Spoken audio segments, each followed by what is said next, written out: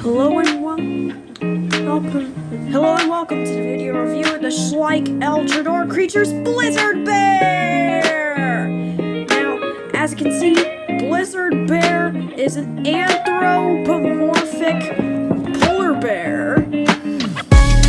He can hold an axe. As you can see, the axe is like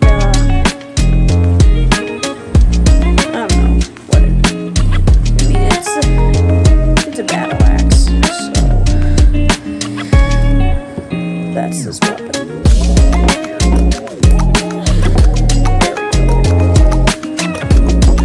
Now, you can move his arms.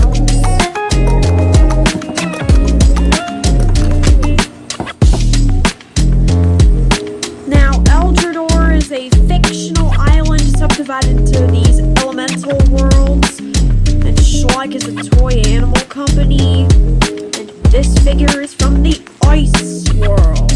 So you may notice that on his right arm he has a normal polar bear fist, but on his left arm he has a giant fist. Overall, Blizzard Bear is 4 paws.